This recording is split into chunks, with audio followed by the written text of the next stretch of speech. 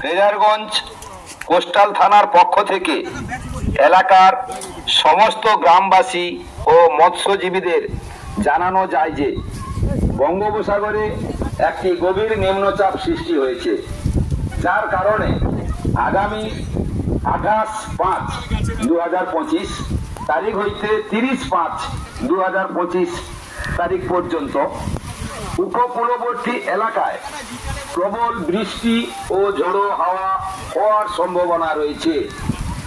সেই সঙ্গে সমুদ্র উত্তাল হতে পারে।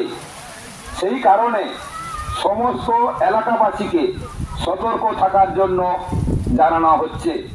আলিপুর আবহাওয়া দপ্তর এবং দিল্লির মৌসুম ভবন জানিয়েছে আগামী 30শে মে স্থলভাগে প্রবেশ করবে বঙ্গোপসাগরে তৈরি হওয়া নিম্নচাপটি। এর ফলে সুন্দরবনের গাঙ্গেয় উপকূল এলাকায় প্রভাব পড়তে পারে। মুষলধারে ঝড় বৃষ্টি হবার সম্ভাবনা রয়েছে। তাই উপকূলবর্তী এলাকার মৎস্যজীবীদের ট্রলারগুলি নিরাপদে আশ্রয় বেঁধে রাখা হয়েছে। কোস্টাল থানা ও সুন্দরবন পুলিশ জেলার পক্ষ থেকে সমস্ত উপকূলবাসী ও গ্রামবাসীকে জানানো হচ্ছে আজ 27/5/2025 তারিখ থেকে 30/5/2025 তারিখ পর্যন্ত বঙ্গোপসাগরে গভীর নিম্নচাপ সৃষ্টি হয়েছে। এর ফলে ভারী থেকে অতি ভারী বৃষ্টি সেই সঙ্গে ঝড়ো হাওয়া হওয়ার সম্ভাবনা রয়েছে। আপনারা নিরাপদে থাকবেন, ফ্ল্যাট হাউসে আশ্রয় নেওয়ার চেষ্টা করবেন।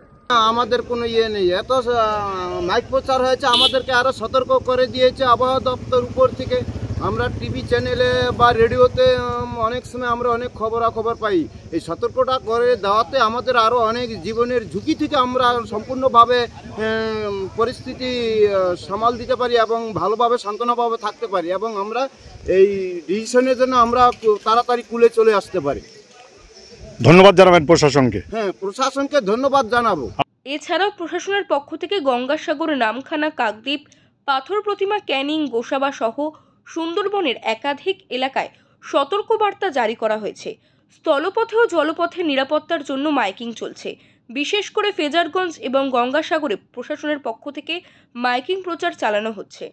বকখালি আগত পর্যটকদের বলা হচ্ছে, সমুদ্র উত্তাল থাকলে আপনারা কেউ সমুদ্রে স্নান করতে নামবেন না। সুন্দরবন থেকে গোপাল শীলের রিপোর্ট, ওঙ্কার বাংলা।